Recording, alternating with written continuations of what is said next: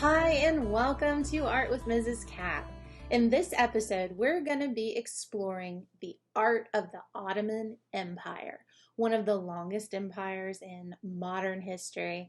And so we're going to be taking a look at that, and we're going to be looking at the art that was created there during this time and the culture and the fusion of cultures that influenced that art. So let's go ahead and dive in. All right, so a little brief history, not so brief, on the Ottoman Empire. The Ottoman Empire lasted for almost 1,000 years. I would say it lasted for about 700 years. But because of that, because it's such a long expanse of time, there's a lot that happened during that time. So it was founded during 1299 by Osman the First. So the term Ottoman is kind of derived from his name in Arabic. So Ottoman came from that first ruler of the Turkish tribes of Anatolia.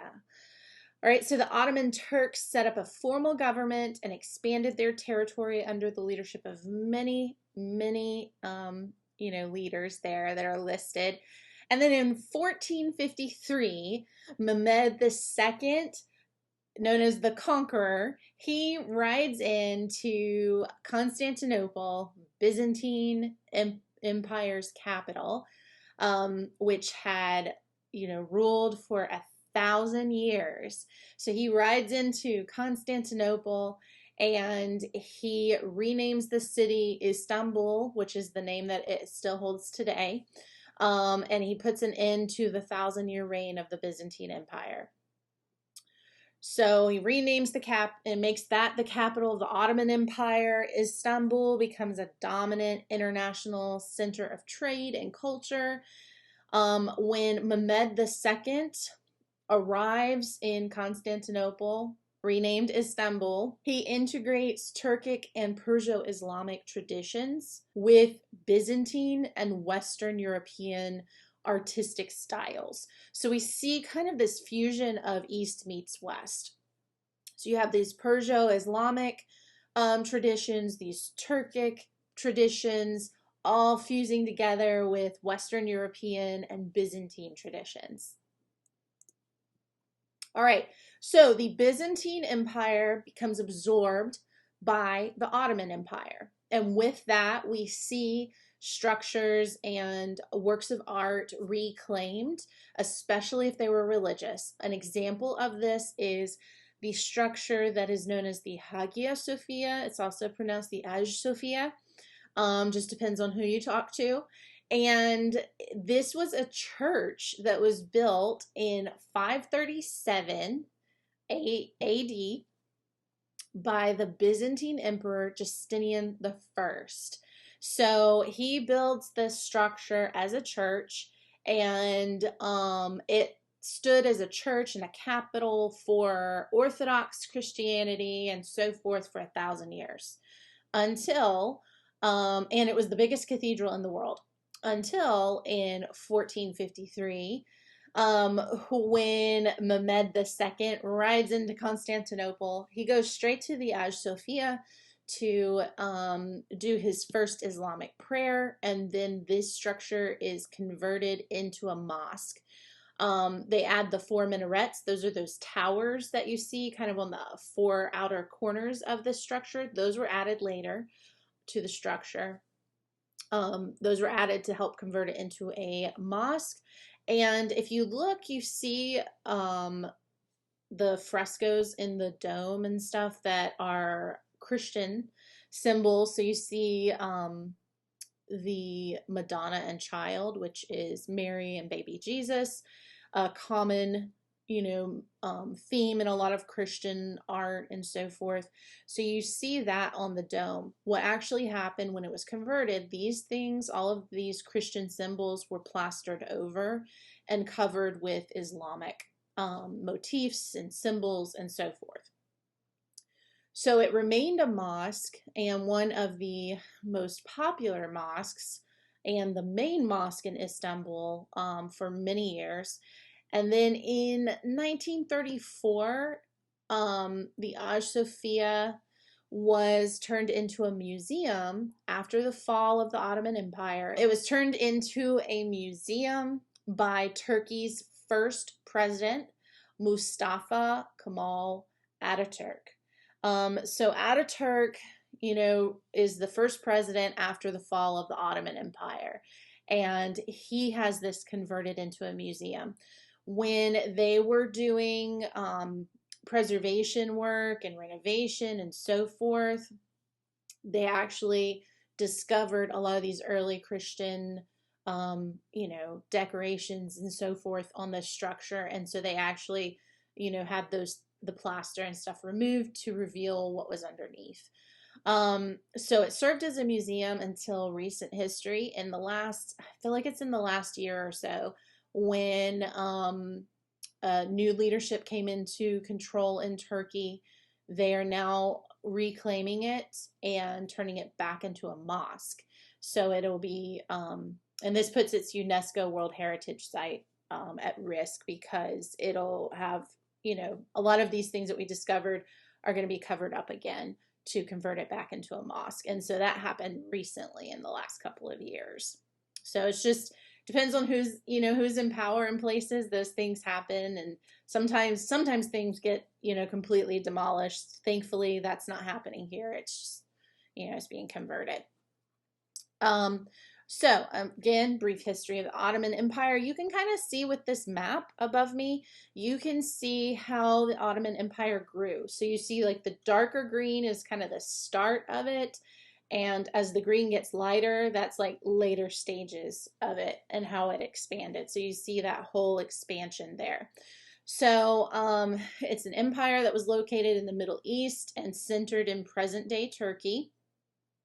The capital city was Istanbul, also known as Constantinople. So Constantinople was the name of this city for 1,000 or over 1,000 years, and then renamed Istanbul, like 1453. So less than, like 700 years ago.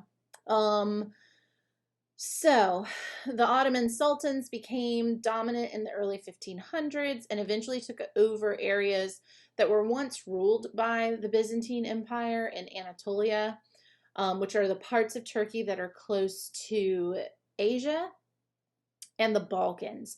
So the Balkans, that's like Yugoslavia, Kosovo, Bosnia Herzegovina, those areas that even in recent history have had a lot of turmoil and wars and stuff going on. That's the Balkan states. So if you're kind of, curious about that geography, it's basically across the sea from Italy. So if you see Rome and you see that little sliver of sea between where it says Rome and then there's like Belgrade and Sofia, like that area, that area is where you're getting into the Balkans. All right, so the Ottoman Empire was very diverse. I mean, look at all of this area that it covers. You have part of the Saudi Arabian Peninsula, you have where Turkey is, you have Greece and the Balkan states, you have it going all the way over close to China and India, like those areas. And then you have North Africa, Egypt, almost over to where Morocco and Spain are. So it's a very vast empire that lasted quite a significant amount of time. At its height, the Great Ottoman Empire from 1299 to 1922 covered territory from the Mediterranean Sea to China. Its rule lasted over 700 years. It spread from Anatolia and the Caucasus across North Africa and into Syria, Arabia, and Iraq. Okay, Caucasus is where we get the term Caucasian, and it's a mountain range that's actually in this part of the world. It united many disparate parts of Islamic and the Eastern Christian world, integrating Byzantine, Mamluk, and Persian traditions, ultimately forming a distinct Ottoman artistic vocabulary. So we're going to take a look at this, the art of the Ottoman Empire. This is what we're really getting to. The other was just kind of some information to show all the influences that are involved in the Ottoman Empire and its art. So Turkish carpets, decorative calligraphy, painted ceramics, elaborate mosques. These are just some of the contributions that the Ottoman Empire made to the art world. Unlike the Christian leaders of the Byzantine Empire, the Ottoman Empire rulers were Islamic in faith. So Islam developed in the 7th century. It spread throughout the Middle East and parts of Asia. The Islamic religion forbids images of humans or animals in most art. So it impacted the imagery found in Ottoman art. So most of the art, especially the religious art, and this kind of goes back to some of the things we studied with the Mughal Empire, which was also heavily influenced by the Islamic faith. You know, that the representation of humans is really like frowned upon, especially in religious art. Another reason why with the Hagia Sophia you would have Madonna and Child plastered over, because those representations go against religious beliefs. Okay, that's why a lot of what we see is geometric or naturalistic and those kinds of things. Spectacular art and architecture was created during the rule of the Sultan known as Suleiman the Magnificent. He ruled the Ottoman Empire at its height. So Suleiman enthusiastically supported the arts, and this period was known as the Golden Age of the arts during the Ottoman Empire.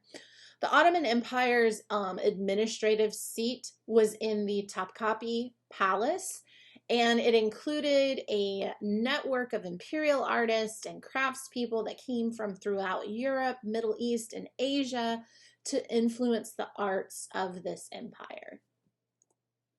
All right, so Ottoman Empire architecture.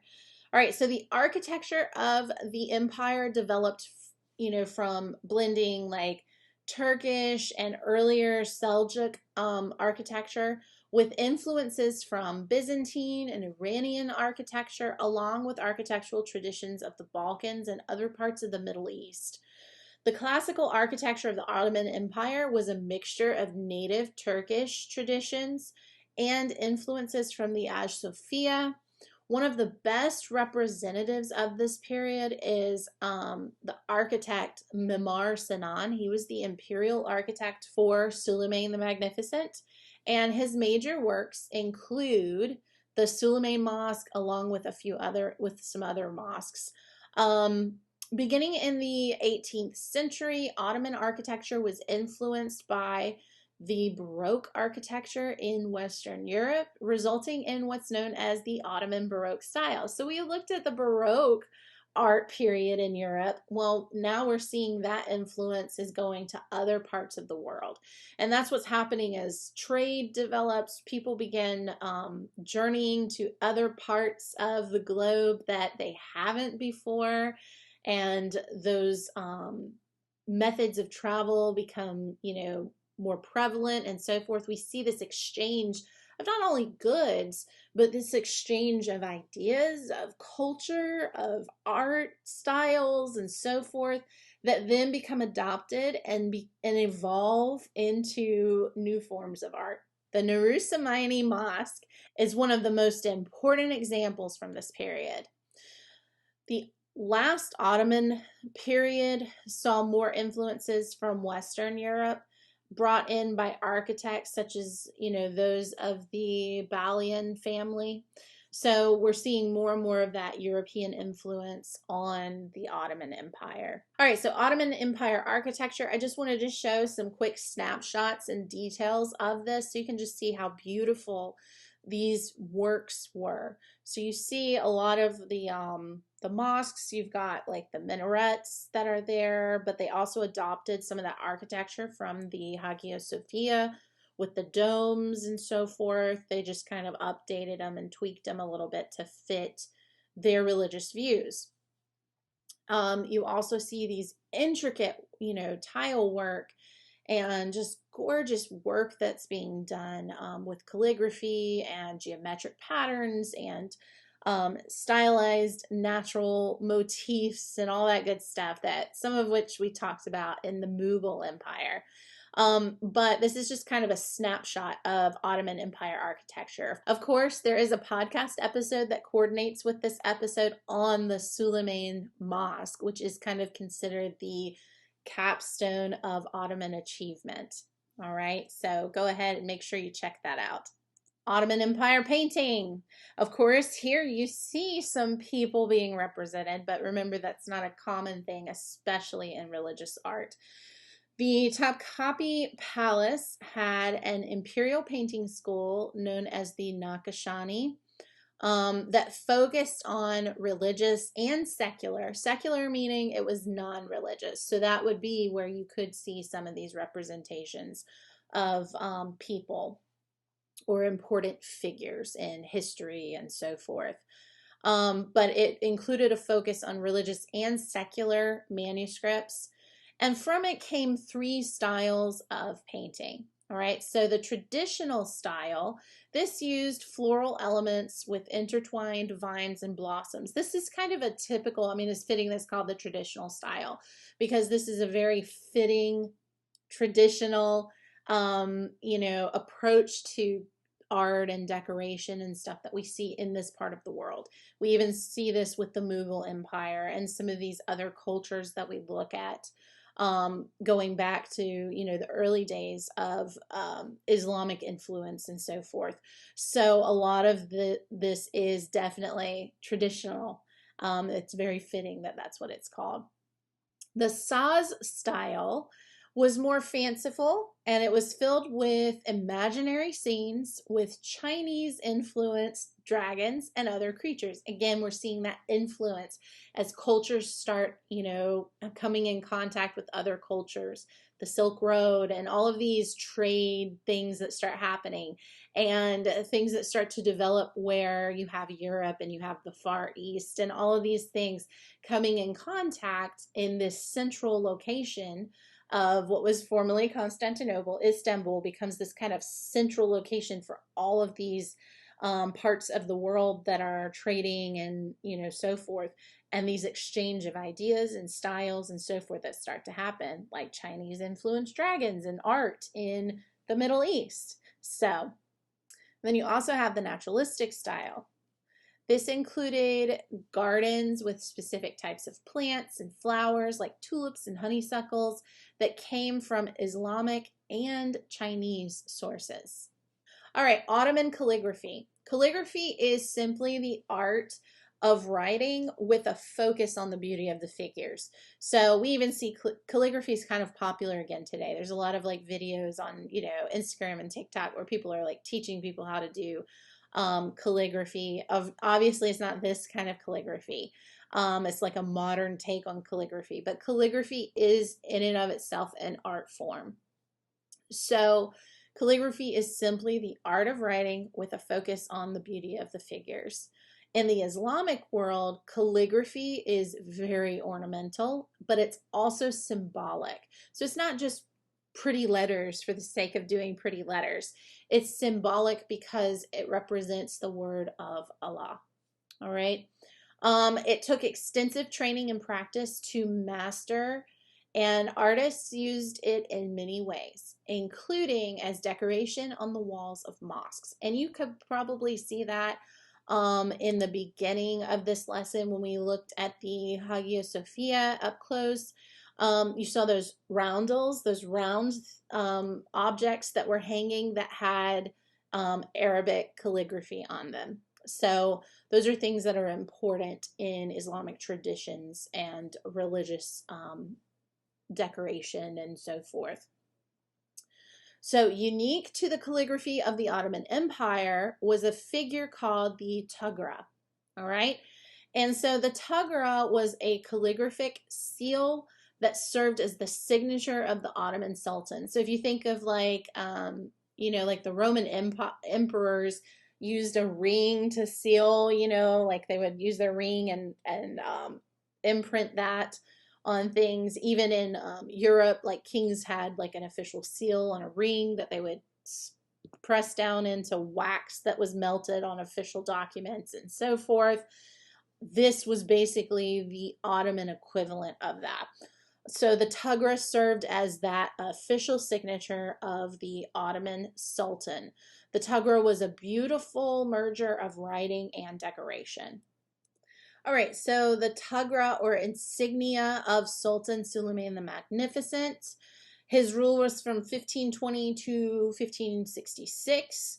And you can kind of see some examples of his Tagra here. And just how beautiful and decorative it is. This one image over here shows like the gold, and you can see how it kind of shimmers when the light hits it. It's part of the Metropolitan Museum of Art's collection. We see from their collection, they actually have a collection of some documents that have Suleiman the Magnificent's Tagra on display. All right. So you can see a little write-up about this specific Tagra in this paragraph on this page. This is actually from the Metropolitan Museum of Art and their description of Suleiman's Tagra. All right, so this is just a close-up to kind of give you an idea of how intricate these Tugras are, these insignias are. You see like all the detail that's in here.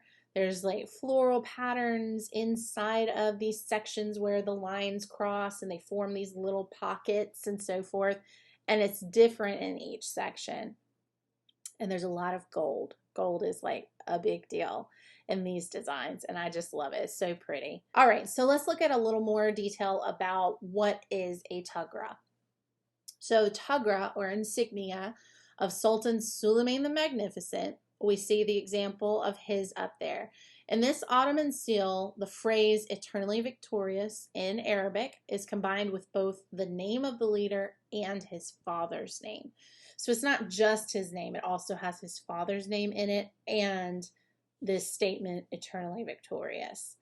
Tugras typically have design elements that include oval loops, vertical lines, curving arabesques, interlacing lines, that's where they like cross over and they weave together and so forth, and decorative fill patterns that are usually inspired by nature, often floral. Beyond the name and phrase, each part of the Ottoman seal has a symbolic meaning, which you can kind of see in this diagram. So make sure you look at this diagram as I'm talking. The baiz means egg in Arabic, and it's located on the left side where there are two loops, which may symbolize the two seas that the Sultan controlled, the Mediterranean Sea and the Black Sea. So if you understand your geography, Istanbul sits right there where those two seas connect. So you have the Mediterranean Sea, and it comes up right there where Istanbul is, and it goes into the Black Sea. So the Sultan controls those. He basically controls travel between those two seas. The tug, which are these vertical lines that you see, meaning flagstaff, it's the repeating vertical lines. They symbolize independence. The zulf is the S-shaped lines that you see that cross the tug, and they point to the right, showing the winds blowing from east to west. The hanser, that's that kind of, it stretches out. It's the lines that flow to the right, and they are meant to depict a sword, showing the power of the Sultan. So not only is this just a pretty way to write, it's very symbolic, and it tells us a lot. So those are just some things to keep in mind with what a Tagra is and, you know, why it's important. Iznik Tile. It's a style of pottery called Iznik ware. It's named for the town which it was created in. The earthenware forms the tile. Earthenware is just a fancy way of saying like ceramic, pottery, that kind of thing. Earthenware forms were glazed, fired, and baked under high heat. And then they were painted. Early Iznik wares featured mostly blues and greens, but artists later developed a unique, deep, bright red paint, which we talk about in our episode on the podcast called Suleiman Mosque. We talk about how that was the first example of the red being used on such a grand scale. Artists hand painted a lot of the designs, but they also used intricate stencils for others just to like, you know, maintain that continuity. So they would use stencils and or completely hand painted. Just depended. It is an art form, and it's just so beautiful. And you can kind of see that up close here in this close up, but you also see a further out view of how it's utilized in Ottoman Empire architecture. It's just absolutely beautiful. Carpets and rugs as art. So another big art form from this part of the world are these beautiful area rugs. So kind of a misnomer, a lot of times people refer to them as Oriental rugs, meaning they came from the eastern part of the world. That was kind of a misnomer because they're really Ottoman rugs. But Ottoman rugs, they are just intricate designs. They're beautiful. They usually are geometric, keeping with those religious views. They're usually geometric, or they have floral or vine patterns or, you know, architectural details on them. You've probably, if you've ever toured like, you know, homes like the Biltmore Estate or, you know, anywhere like that, you probably have seen these. Or even in, you know, older homes or fancy homes or whatever, people still like this aesthetic. So these were very sought after. They're in a lot of palaces and, you know, that kind of thing in Europe. So they featured geometric patterns, some elements like vases, floral patterns, trees, animals, and so forth. This became a really big industry for the Ottoman Empire, and many were being produced and exported to Europe and the Far East. So your project this week, this is why we talked about the Tugra so much. You are doing a Tugra project this week. And what you're going to need are paper, pencil, some like fine point pens, markers, like Sharpies or art pens and markers, etc. Markers or colored pencils, your choice. You could also use some paint if you wanted to, just whatever you feel comfortable using. And then optional, so this is not required, it's just recommended. If you really want to achieve like a really authentic look, you could get a metallic gold pen or marker, or you could get like a paint pen. So Sharpie makes these paint pens, alcohol ink markers that are gold. So there's a lot of options you can utilize there. But it's not required to have the gold. It's just, it would be nice, but you don't, I'm not requiring it. All right, so for this project, you're gonna create your very own Tagra in the style of those seen during the Ottoman Empire for the sultans. You can, so this is completely okay, and this is what's done in the demo. So you can try to copy one of the sultan's Tugras. That's totally fine if you want to really kind of try to practice that style.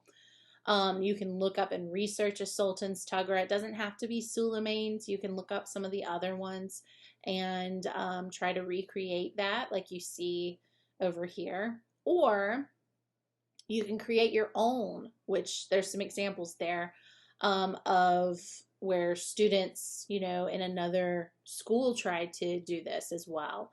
So these are not my examples, but these are some examples of options that you could do. In your demo video, I'm actually going to be replicating one of the Sultan's Tugras just to show you, you know, how you can do that. But if you want to try your hand at making your own with the own letters of your own name and that kind of thing, you are totally welcome to play around with that. You will be able to use a medium of your choice, like marker or ink or colored pencil. And then you will use that to create your Tugra. And then to really add to it, you can use a metallic marker or paint pen for a really strong impact. So if you kind of want to experiment with that and play around with that, definitely like go get you a metallic paint pen, or if you have some metallic markers.